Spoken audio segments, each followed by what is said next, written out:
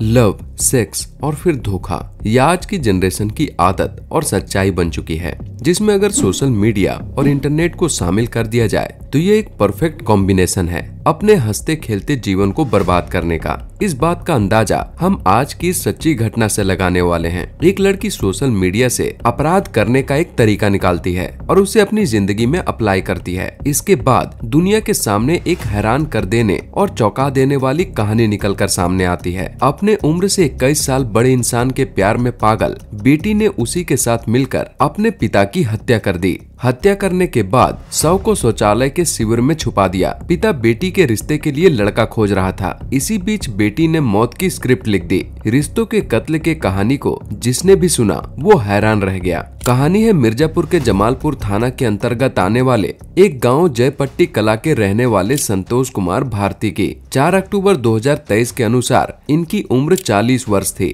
और यह इसी गांव में परिवार के साथ रहा करते थे। बचपन में पढ़ाई लिखाई न करने के कारण इन्हें ढंग का कोई नौकरी भी नहीं मिला, इसलिए संतोष अपने घर गृहस्थी चलाने के लिए खेती बाड़ी का काम किया करता था। परिवार में एक बेटा वीरेंद्र और एक बेटी सुमन थी, जिसकी उम्र तकरीबन 18 से 19 साल की थी। संतोष कुमार भारती की डेली रूटीन लगभग एक जैसे ही थी। वह सुबह उठता, खाना पीना खाकर खेत पर निकल जाता, दिन भर काम करता और शाम को वापस घर चला आता और इस तरह खेती बाड़ी की आमदनी से ही इनका जीवन जैसे तैसे चल रहा था। 4 अक्टूबर को हर दिन की तरह संतोष कुमार भारती सुबह उठकर अपने काम पर चले गए। दूसरी तरफ 18 या 19 साल का उनका बेटा स्कूल चला गया और बेटी सुमन घर पर खाना बना रही थी, इस उम्मीद में कि जब पिता और भाई आए तो उन्हें खाने के लिए इंतजार न करना पड़े। उसने खाना बनाकर रख दिया और अपने भाई और पिता का इंतजार करने लगी। लेकिन देखते ही देखते दोपहर के 2 बज गए, लेकिन अब तक संतोष कुमार भारती घर नहीं आए। समय बीता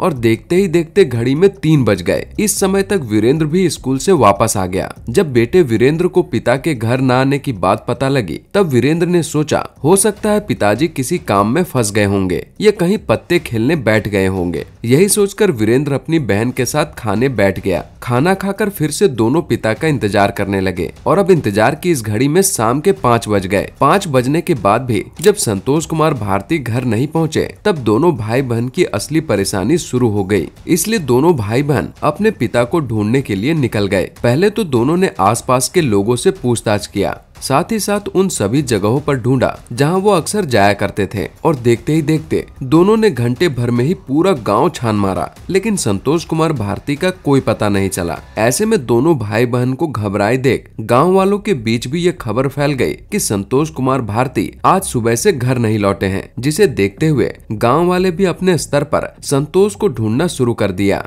अगली सुबह लोगों ने दोनों भाई बहन से कहा कि अगर तुम्हारे पिता को आना होता तो वो अब तक आ चुके होते। इसलिए गांव वालों ने आशंका जताते हुए कहा कि हो सकता है उनके साथ कुछ बुरा हुआ हो, इसलिए पुलिस स्टेशन जाकर उनकी गुमशुदगी की रिपोर्ट दर्ज करा दो। गांव वालों की सलाह मानकर वीरेंद्र ने अपने इलाके के जमालपुर थाना में जाकर अपने पिता के गुमशुदगी की रिपोर्ट दर्ज करा दी। भले ही पुलिस ने अपनी डायरी में इस गुमशुदगी की रिपोर्ट को दर्ज कर लिया था, लेकिन उन्होंने भी 24 घंटे का वक्त मांगा। पुलिस वालों का मानना था कि अक्सर ऐसा होता है कि लोग किसी काम से बाहर चले जाते हैं और फिर वापस आ जाते हैं और इन सब के लिए पुलिस परेशान होती है। पुलिस वाले ने इस घटना को ऐसे ही कागज में नोट किया और छानबीन करने के बजाय इस रिपोर्ट को इग्नोर कर दिया। इधर दूसरी तरफ बेटे और बेटी अपने पिता के इंतजार में भूखे प्यासे उसे ढूंढने में लगे रहे और देखते ही देखते एक और दिन बीत गया। यह देखकर लोगों को भी ऐसा लगने लगा कि सच में संतोष कुमार भारती के साथ कोई दुर्घटना हुई है। इसलिए गांव वाले इस घटना की शिकायत लेकर उस इलाके के एसपी के पास गए। जब पूरा बवाल एसपी को पता चला, तब उन्होंने उस थाने के दरोगा को फोन करके तुरंत इस केस पर एक्शन लेने को कहा। एसपी साहब का फोन इग्नोर नहीं किया जा सकता था, इसलिए जमालपुर थाना के दरोगा ने इस केस में अपनी फुर्ती दिखाई और तुरंत संतोष कुमार भारती को ढूंढने में लग गया।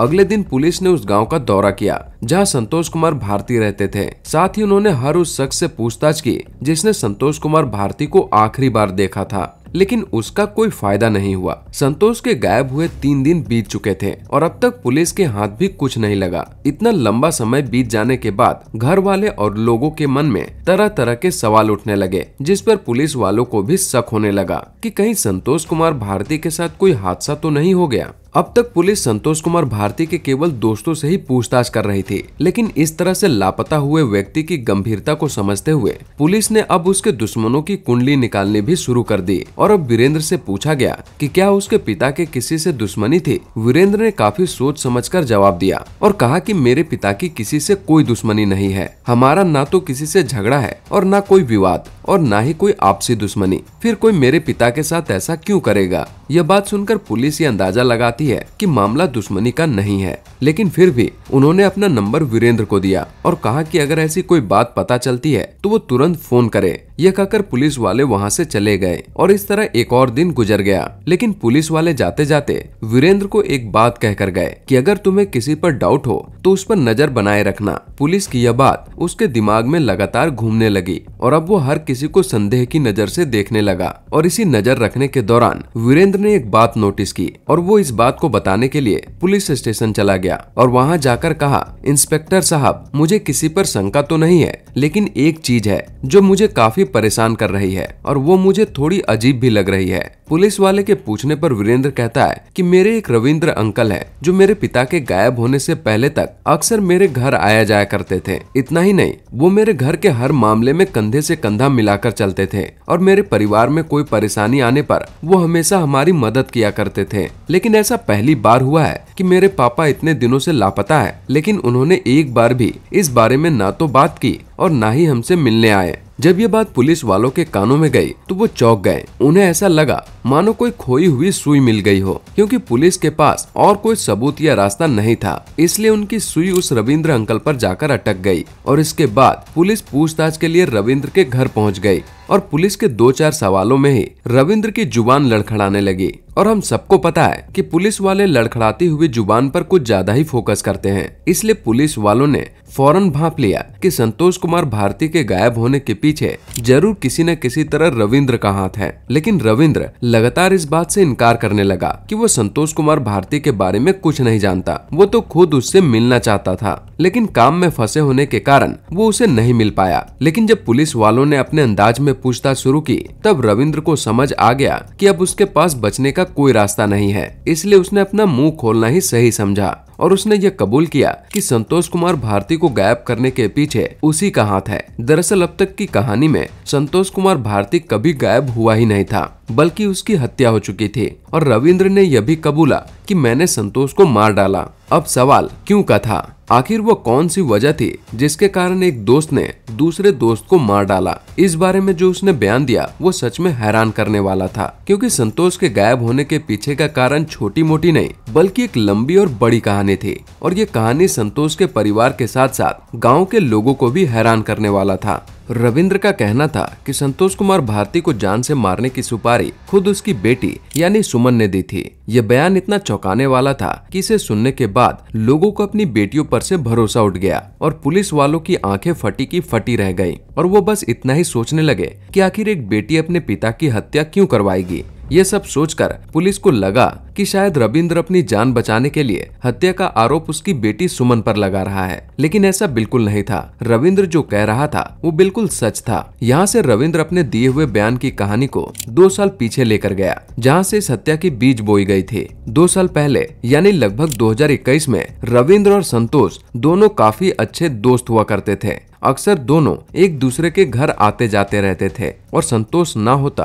तो सुमन और वीरेंद्र उन्हें बैठने को कहते। ये सिलसिला एक लंबे समय तक जारी रहा। ऐसे ही इत्तेफाक से एक दिन रविंद्र संतोष के घर पहुंचा। उस दिन ना तो संतोष घर पर था और ना ही उसका बेटा वीरेंद्र। जब वीरेंद्र आवाज लगाते हुए अंदर पहुंचा तो सुमन बिस्तर पर बैठकर मोबाइल पर कुछ वीडियो देख रही थी। रविंद्र को कमरे में आता देख सुमन का ध्यान मोबाइल से हटकर रविंद्र पर चला गया। पहले तो सुमन ने रविंद्र को बैठने को कहा और फिर उसने एक ऐसा सवाल पूछा जिसे सुनकर वो 42 साल का आदमी रविंद्र पूरी तरह से हैरान हो गया, क्योंकि सुमन ने जो सवाल पूछा था वो कोई बच्चों का सवाल नहीं था। सुमन का यह सवाल सुनकर रविंद्र हैरान होकर वहाँ से चला जाता है। लेकिन कुछ दिन बाद रविंद्र ये सारी बातें भूल गया और फिर अपने दोस्त संतोष से मिलने उसके घर आया और एक बार फिर से सुमन ने मौका पाकर रविंद्र से वही सवाल दोबारा पूछा और इस बार ये सवाल रविंद्र के मन में घर कर गया, क्योंकि ऐसा सवाल या तो एक पति पत्नी आपस में करते हैं या एक प्रेमी प्रेमिका। लेकिन यहाँ सुमन रविंद्र से 21 साल छोटी थी। इसके बावजूद भी यह सिलसिला जारी रहा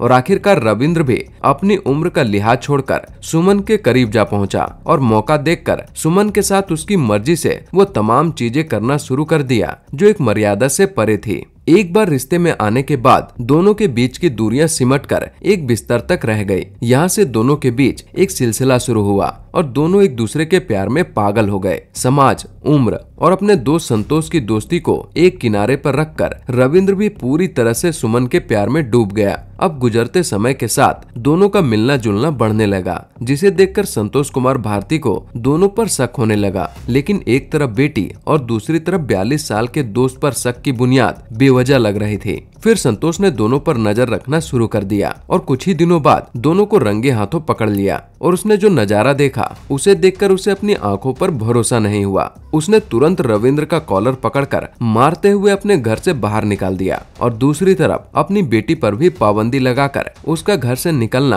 और किसी से भी मिलना जुलना बंद कर दिया। इसके बाद रविंद्र और सुमन का मिलना जुलना लगभग मुश्किल हो गया। एक तरफ रविंद्र सुमन से मिलने के लिए हमेशा कोई तरकीब सोचता रहता, तो वहीं दूसरी तरफ सुमन भी मिलने के लिए बेचैन रहती और इस तरह संतोष कुमार भारती इन दोनों के बीच एक दीवार बन गया। लेकिन दोनों के लिए अब सवाल था कि इस दीवार को कैसे खत्म किया जाए। इधर ये दोनों कुछ सोच पाते उससे पहले ही संतोष कुमार भारती ने अपनी बेटी की आदतों से तंग आकर उसकी शादी के लिए लड़का ढूंढने लगा। अब जैसे ही यह बात सुमन को पता चली, वैसे ही उसकी नाराजगी और गुस्सा अपने पिता के प्रति और बढ़ गई, क्योंकि एक तरफ तो सुमन को रविंद्र से मिलने से रोका जा रहा था और दूसरी तरफ उसकी शादी किसी ऐसे लड़के से की जा रही थी जिसके पास सुमन जाना नहीं चाहती थी। इन सभी बातों ने सुमन के मन में एक खतरनाक और हैरान कर देने वाला आइडिया पैदा कर दिया और वो आइडिया था अपने ही पिता को मारने की साजिश। दरअसल ये साजिश उसने अकेले नहीं बल्कि रविंद्र के साथ मिलकर बनाया। सुमन जैसे तैसे करते हुए रविंद्र से कांटेक्ट करके कहती है,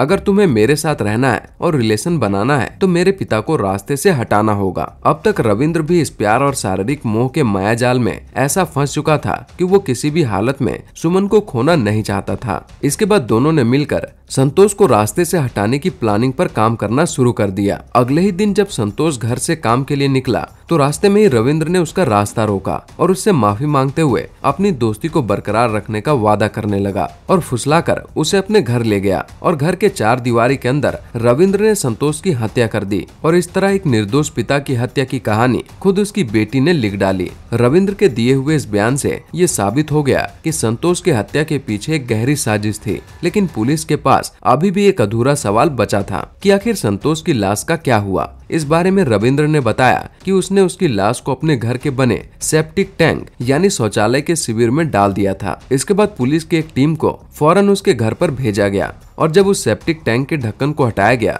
तो उसमें संतोष कुमार भारती की सड़ी हुई लाश तैर रही थी। जैसे ही इस घटना की सच्चाई लोगों के सामने आई तो पुलिस की मौजूदगी में ही लोगों ने रविंद्र पर पत्थरों से हमला कर दिया। क्योंकि यह हमला पुलिस के मौजूदगी में हुआ था, इसलिए रविंद्र को लोगों की भीड़ से बचा लिया गया। लेकिन इस पत्थरबाजी में पुलिस के टीम के कई लोग घायल हो गए। खैर, अगले दिन के अखबार में यह खबर सनसनीखेज बन गई और इसे एक चौंका देने वाली पूरी कहानी के साथ छापा गया, जिसका हेडलाइन था, पिता ढूंढ रहा था रिश्ता, बेटी ने शादीशुदा प्रेमी के साथ मिलकर लिख दी मौत की स्क्रिप्ट। कहा जाता है दोस्ती, दुश्मनी और प्यार बराबरी वालों के साथ करना चाहिए, वरना उसका अंजाम कुछ इस तरह ही होता है। इसी थॉट के साथ मिलते हैं एक नई वीडियो में एक नई और चौंका देने वाली सच्ची कहानी के साथ। तब तक के लिए इस वीडियो को लाइक करके शेयर करें और हमारे चैनल को सब्सक्राइब करें।